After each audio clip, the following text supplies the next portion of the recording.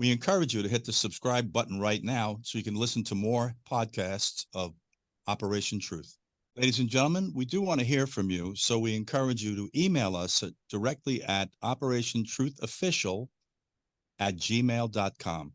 I want you to know that your messages are likely to be heard, addressed, and listened to on air. Operation Truth, the show they don't want you to see.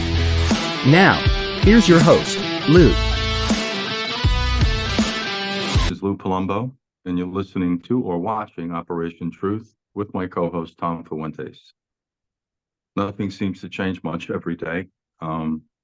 As you probably listened to in prior podcasts, I mentioned the fact that there's absolutely no vetting process in place for illegal immigrants crossing our borders in massive numbers. For example, 300,000 plus in December and over 785,000. Almost 800,000 people crossed this border illegally as of October 1st through the end of the year. I mentioned to you on prior occasion that they fabricate identification cards, driver's licenses, birth certificates, passports, etc. And a few days ago, a young journalist, pretty credible, interviewed someone trying to come through the border, and this individual had in his possession an ID card that stated New York State identification card. I recognized it immediately after the cameraman panned on it because I have one. And as I've said to you before, this is what is going on. I don't know in what sane, rational, reasonable world anyone would think that someone could allow 300,000 people breach your borders and not consider that this might be a threat to your national security. I know of no other nation on the planet in the history of mankind that has allowed this to happen. I just don't understand what we're doing here, and this has nothing to do with politics. This has to do with the safety of your nation, which I remind you has been put in jeopardy, according to your FBI director, in the discussion he had with our Senate about 6 months or so ago. Can't figure out what we're thinking about here, and this should not be about politics. This is about our survival at this point. So I want to go into a topic about a video that's floating around with Congressman Clay Higgins regarding January 6th. I'm going to ask Tom to jump in on this because it's been alleged that FBI agents were commingled with these alleged insurrectionists. And I just want to say one thing about insurrectionists. I don't know how you take over the government unarmed. I know they stormed the Capitol. I know it was inappropriate to do it in the manner in which they did. But normally, if you're going to stage an insurrection, much along the lines of what we did in 1776 with the British, you might have some weaponry. I've heard no reports of anybody coming into the Capitol and any weapons being recovered. And I absolutely guarantee you, if there had been weapons, we would have heard about it. The only person that was shot was a woman by a Capitol Police lieutenant. But I want to talk, Tom, about this discussion with Clay Higgins now. What are you hearing on this? Well, Lou, I watched the interview of Clay Higgins conducted by Tucker Carlson recently within the past week. And he talks about seeing evidence that busloads of people that were taken to the Capitol on January 6th and discussed going there on the 4th and 5th of January, right before the riot at the Capitol. And he's saying that he has information that as many as 200 FBI agents and informants and law enforcement officials undercover might have been commingled with the demonstrators that went into the Capitol. And he said he's not at liberty to put the evidence out publicly right now, but that it will be coming at some point in the near future.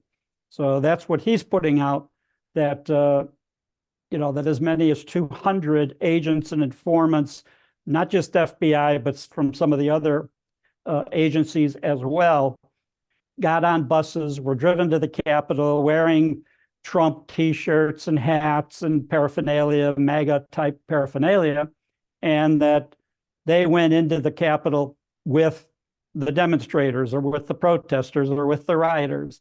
Now, one of the things he points out that he's been a congressman 7 years and that he still has a hard time finding his way around the Capitol. because many of the offices, and at the time, Nancy Pelosi's office did not have a sign out in front that says Speaker of the House, Nancy Pelosi, or anything like that. It's just a incognito type office, and that he believes that there were individuals in the Capitol at that time disguised as protesters that led the protesters to her office and to other offices that would normally be very difficult to find. And as he put it, he would have a hard time finding them without somebody leading him to the office. So that's where he gets his opinion that somehow there were already law enforcement officers in the Capitol in an undercover capacity, as well as in the crowd of people outside the Capitol, and came into the building with them. And then some of them were led to certain spots in the building, again, like Pelosi's office and a few other locations that would be very difficult to find if you just weren't familiar with the Capitol and went into the building on your own. So, Tom, I want to ask you, though, about something regarding Christopher Wray. I watched, as many people did, a questioning by Congress of Christopher Wray and why we haven't had the video produced regarding those who breached the Capitol and all the ongoings in the Capitol, which is highly irregular, especially if you're involved in a prosecution, as you and I both know, that this would be something that would be entered into evidence. He had a rather interesting response, and I want to let you articulate what that was, since you're from the FBI. Well, basically, what he's saying is, and what other FBI officials have said in their testimony since January 6th, was that they didn't want those videos out because it might compromise the identity of an FBI agent, informant, or officer from another agency. The idea there is that if some of these videos were shown on television, that somebody might call into the media and say, wait a minute, that's my next door neighbor. He's not a Trump supporter, he's an FBI agent. And so that was the idea that they're getting at, that they didn't want to take a chance that members of the FBI or other Capitol Police, other law enforcement agencies that might have been embedded in the crowd might be identified by the public if those videos were made public. Now, they did, when Tucker Carlson was still on Fox News, they did release the video of the so-called shaman with the horns on his head in the Capitol, and he was being led around by a couple of police officers. And they took him to various places, including the Senate chamber, where he went into that chamber and led a prayer to the police, thanking the police for their great service and protecting everybody. Now, he had been sentenced to 3 years in prison for his trespass in the Capitol, and shortly after that video was made public, he was released. So he's out now, released, but he did 3 years in prison and several months of that in solitary confinement. And when you see the video, there's no evidence that he hurt a police officer or anybody else when he was in that building or did any other damage. Yeah, he put his feet up on somebody's desk and, he did some of that, trying to be generally obnoxious, but that wasn't deserving of his nearly 4-year sentence in prison. Well, you and I both know, Tom, that every opportunity Democrats get, they weaponize issues. They weaponized our virus back in 2020 and then attempted to undermine the presidency at the expense of the American public. I mean, this is not a departure from certain tactics that are employed in this political arena. Just commonsensically, if there were no FBI agents or anyone else commingled in that crowd, then there's nobody's identity they need to protect. Doesn't make any sense, Tom. But once again, not only that, Lou, but it would show proof that these demonstrators went in and did the severe physical damage to Capitol Police officers that were in the building, as alleged.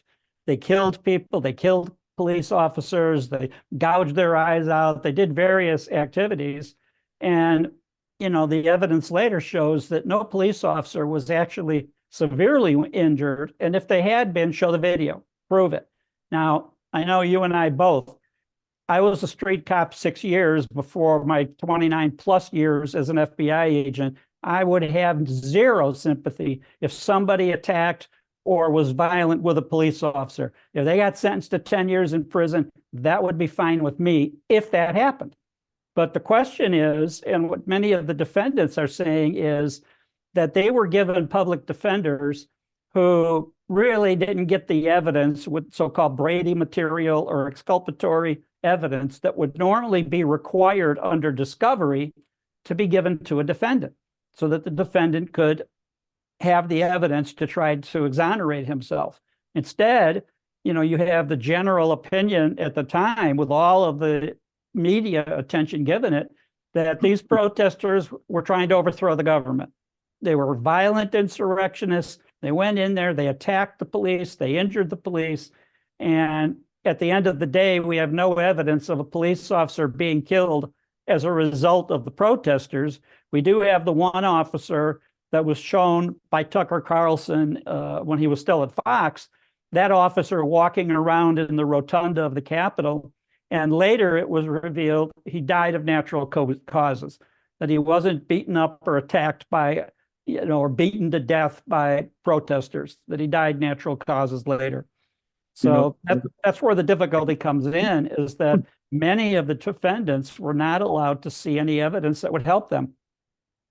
Tom, one of the other things that's a little troubling with this whole incident that day, and I'm not saying Trump's guilty, not guilty, but a little bit of an inconsistency if he was promoting this insurrection, clearly wouldn't have been to recommend that they deploy the National Guard, which we know historically the Speaker of the House and the Mayor of the city of Washington, D.C., although it's not a city, it's a district, declined.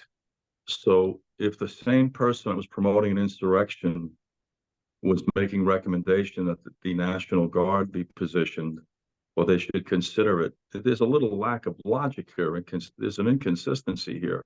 But I think that seems to be a term that earmarks a lot of our conversations today, a lack of consistency. Tom, we're going to continue to monitor this situation with January 6th and the way this term is being misapplied, insurrection.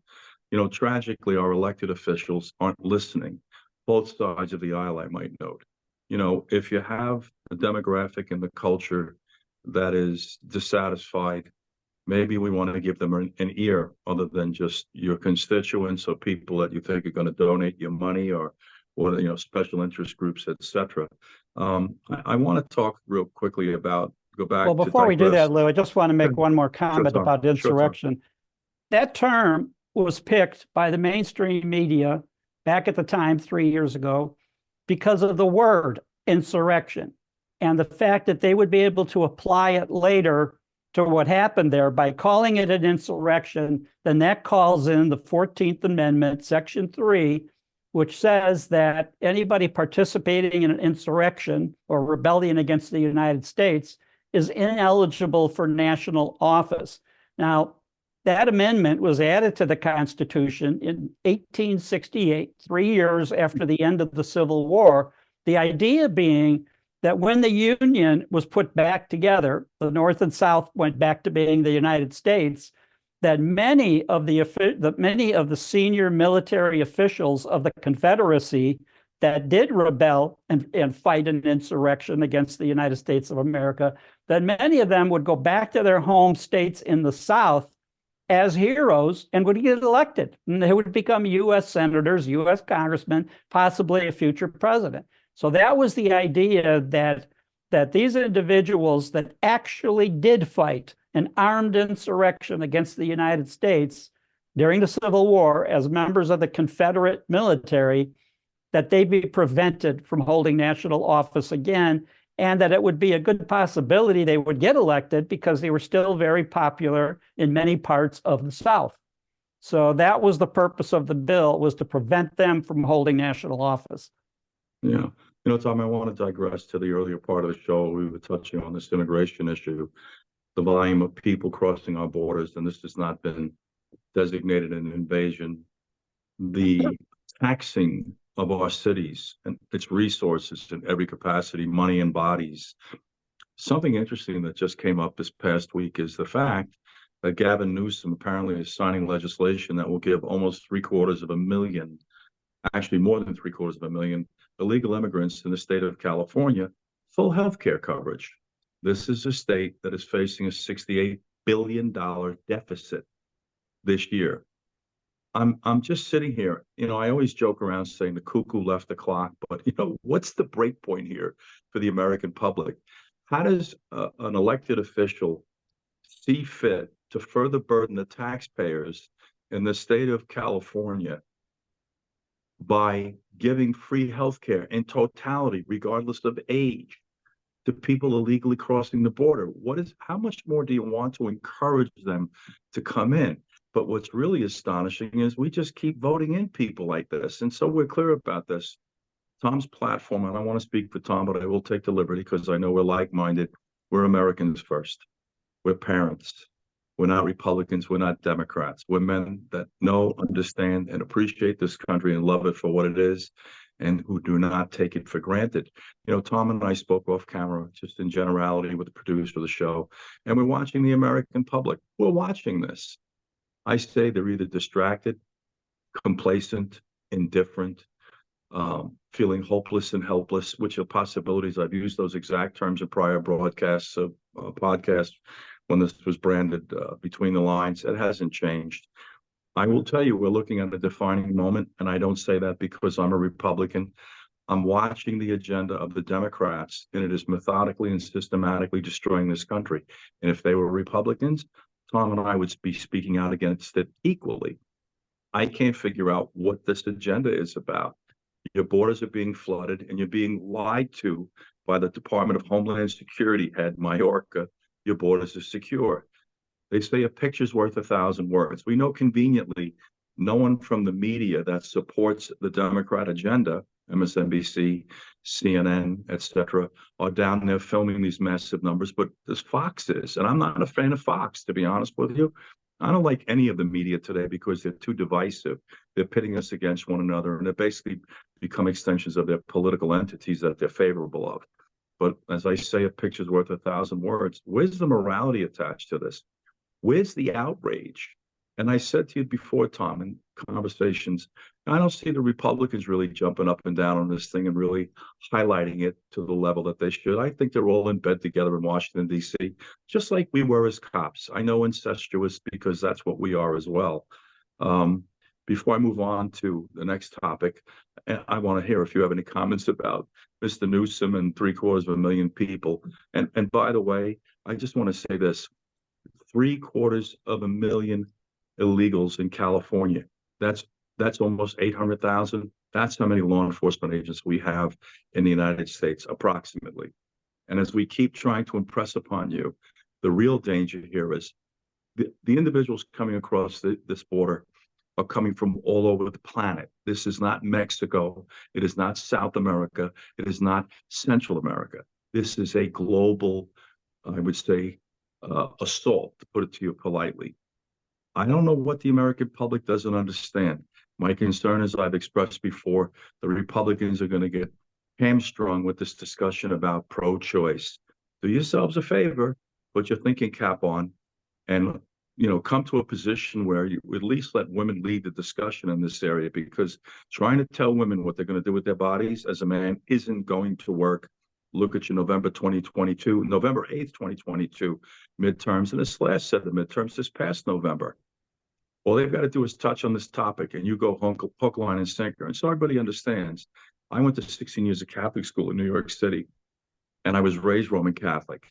So we understand there's some inconsistencies here with thinking.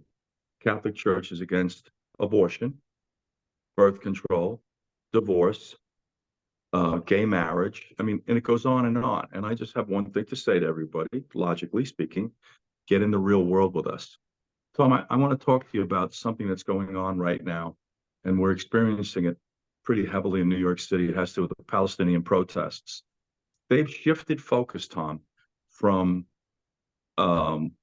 anti-Semitism, pro-Palestinian, to attempting to interfere with Christian celebration, whether it's the tree lighting in Rockefeller Center or canceling Christmas Day. By the way, ladies and gentlemen, today they happen to have the bridges and the Holland Tunnel at least tied up, and the city of New York blocked off. I don't know where in the Constitution or any city charter or any penal law in a state, a criminal procedure law in a state that allows you to illegally paralyze a city, which is what they're doing. And you sit there trying to figure out what you're supposed to do. I will go back in time for you. It wasn't perfect in 1973, but it was effective. You were given an order to disperse. Failure to comply with the lawful order could subject you to arrest. You could be charged with obstructing governmental administration. None of this is going on. Tom, I'm sure you're seeing the same thing I'm Okay, seeing. Lou, since you want to go back to the 1970s, great idea. I was a uniformed police officer from 73 to 79 in the suburbs of Chicago. Now, you may recall that in the mid-70s, the Nazi Party of Illinois, led by Frank Collins, applied for a parade permit in Skokie, Illinois. Now, Skokie had an enormous Jewish population. A large number of them were actual Holocaust survivors. And Skokie said to the Nazis, no, you're not marching here, because they wanted to be in full uniform with the swastikas on their armbands and on their caps, the whole thing. And Skokie said, no, you can't do that. It's too offensive to our people.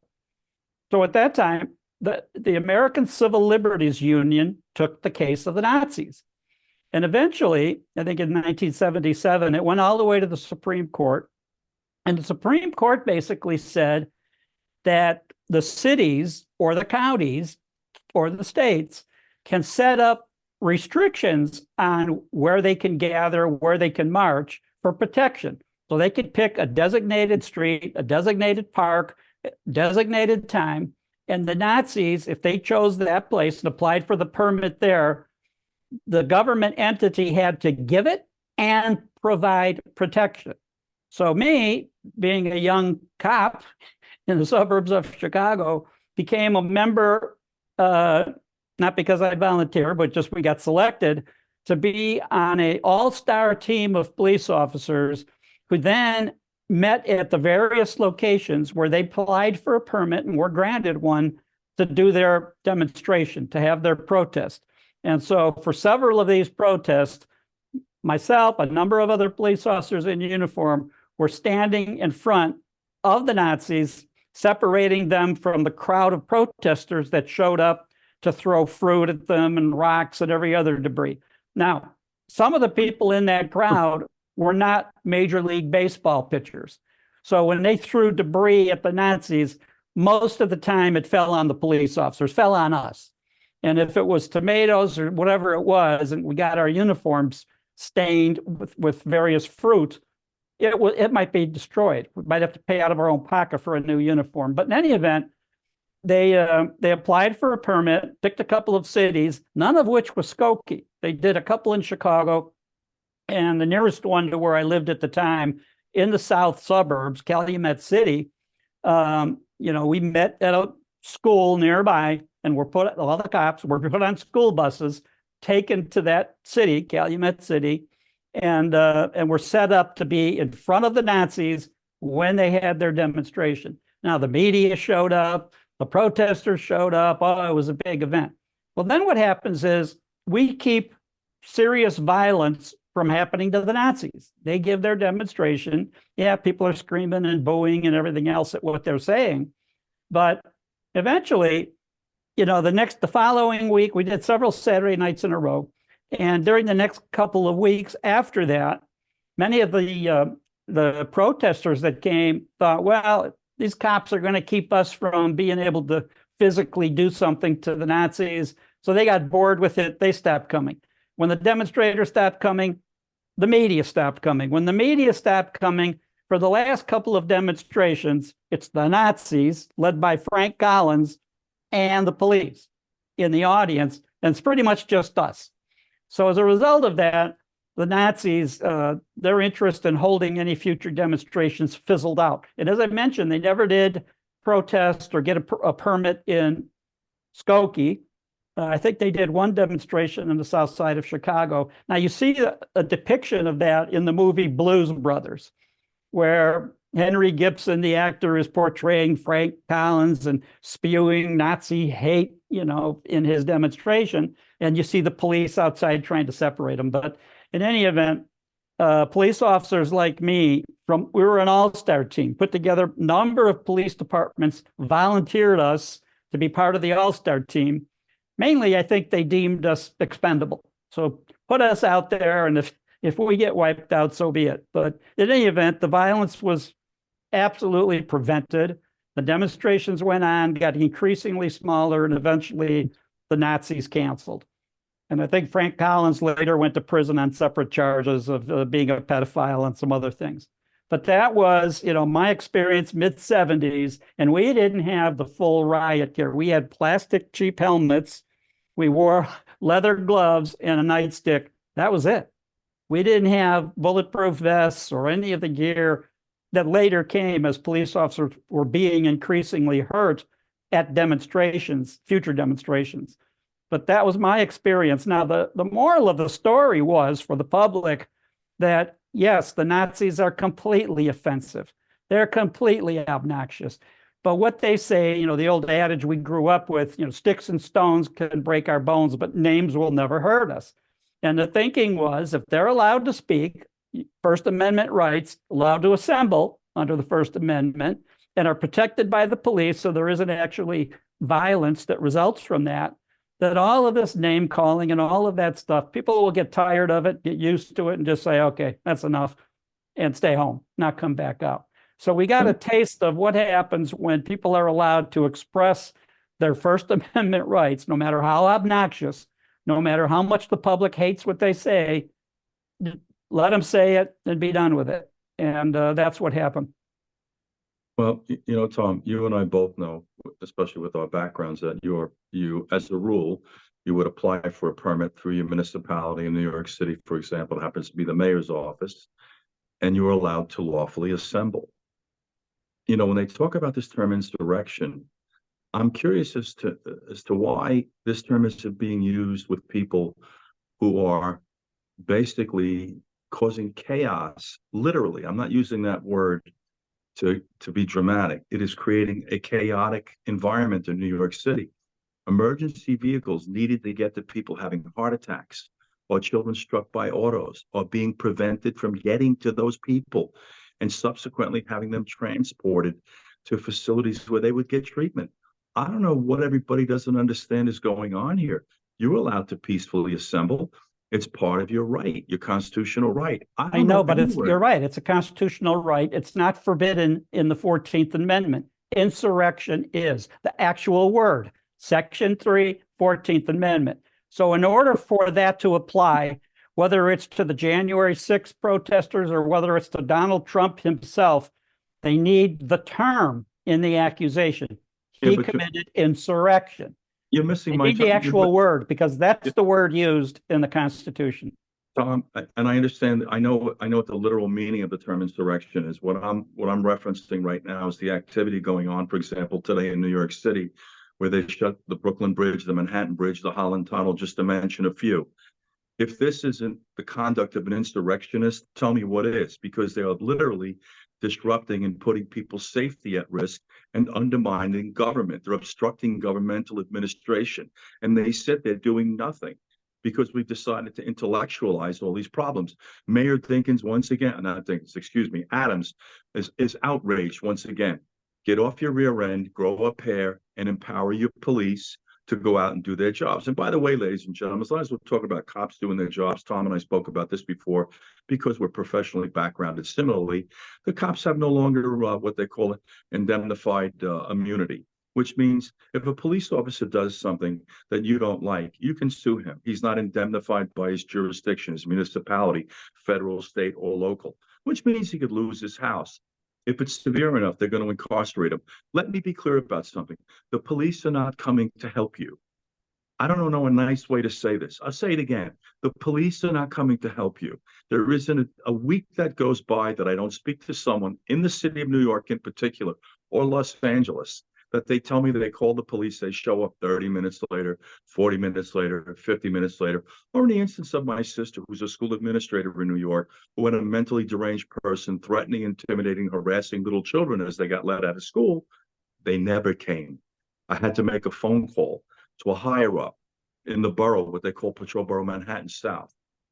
to get a cop to come the next day at 4 o'clock in the afternoon, and they didn't take a report because it kind of self-remedied. The person went away. Take a look at what's going on in your society. Don't sit there with a look of amazement when the police don't show up for you, or the police sit there and do nothing because you've neutered them. Tom, let me synopsize when you and I were in law enforcement locally, police department. These were different times. They weren't perfect, but it worked.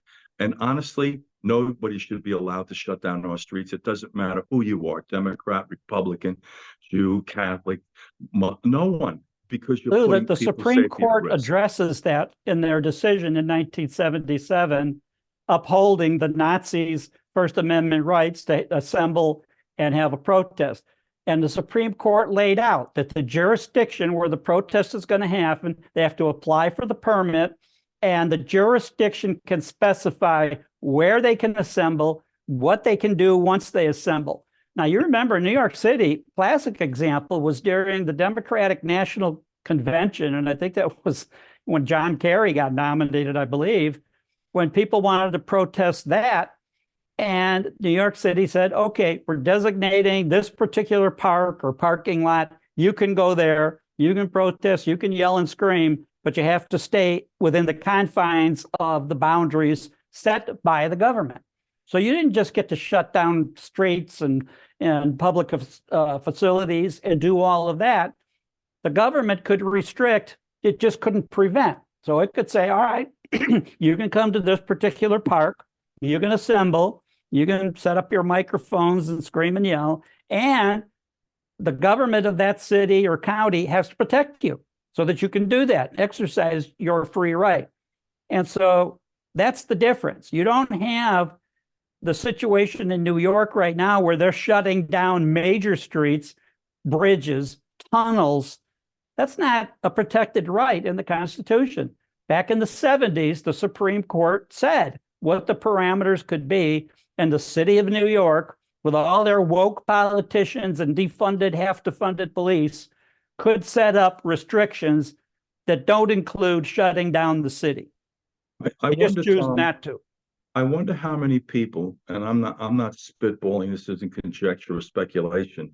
It's being factually driven by having grown up in the city and most of my life in the borough of Manhattan. I was born in Brooklyn. There's no secret I speak about it. I wonder how many people failed to get aid. I wonder how many people failed to be transported to emergency medical facilities for treatment. How many people expired as a result of cardiac arrest because they couldn't get to them. You know, I don't understand what the break point is with this culture, but I just tell you this once again, ladies and gentlemen, you've made a point of vilifying your police, and Tom and I are like-minded. We believe in police reform. We believe in better candidate selection, better compensation, and you can't train a cop enough because you put responsibilities on these individuals that are close to deity. It's like you have to be infallible. It just isn't possible. But we do agree we need police reform. You can't train a police officer enough. But what we've got right now is the pendulum swung so wrong in the opposite direction that your police have pulled back on you. Don't expect to see them. That's all I'm going to say to you, ladies and gentlemen.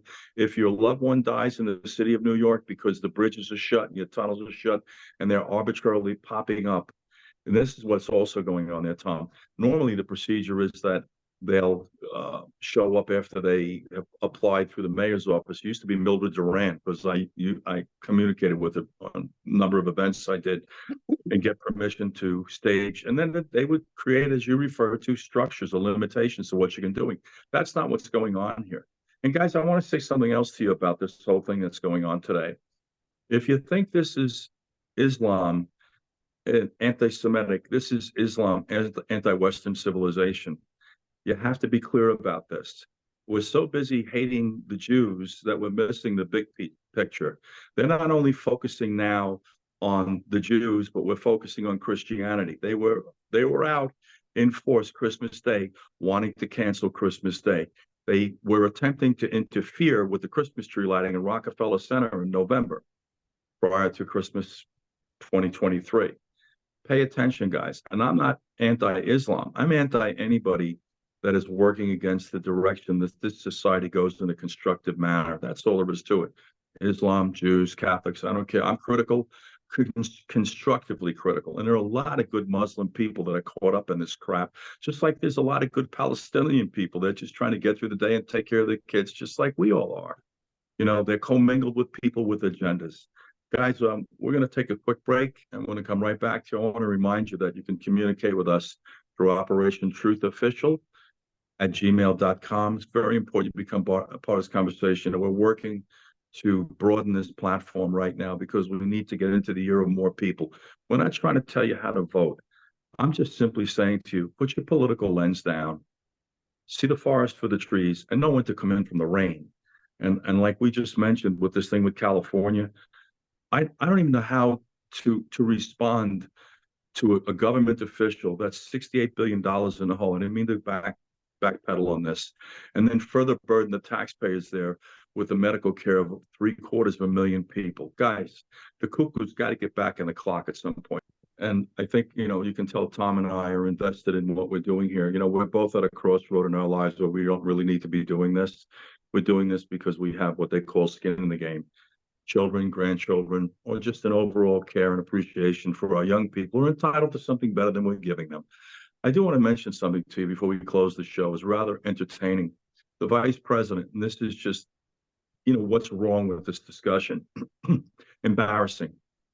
In South Carolina, I believe Myrtle Beach, giving one of these speeches and talking about how, they ban books and we want to ban assault rifles. Let me just talk to you about that very quickly.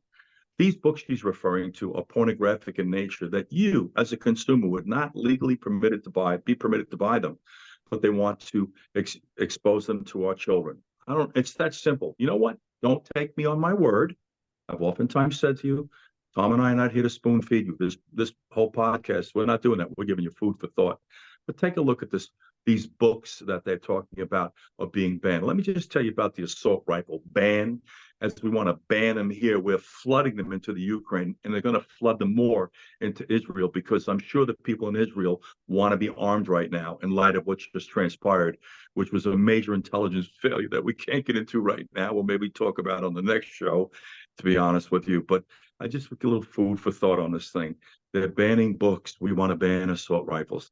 Stop lying to the American public, guys. That's all we're saying. And if anybody in Washington would like to have a discussion with me with some level of civility and most importantly, the truth attached to it, we're willing to do that for you. One last thing regarding this. This is like when they went after the Don't Say Gay bill in Florida. It's a parental rights act that the governor in Florida signed. Whether you like him or not, here's the truth. Not a single reference to anybody's sexual preference or orientation. A very across-the-board blanketed, leave our babies alone. When we're trying to teach them the color of crayons, the numbers, and the alphabet, don't be talking about their sexual preferences and operations in case they're questioning their gender. This is absolute lunacy. We're going to close the show, but we're going to tell you this.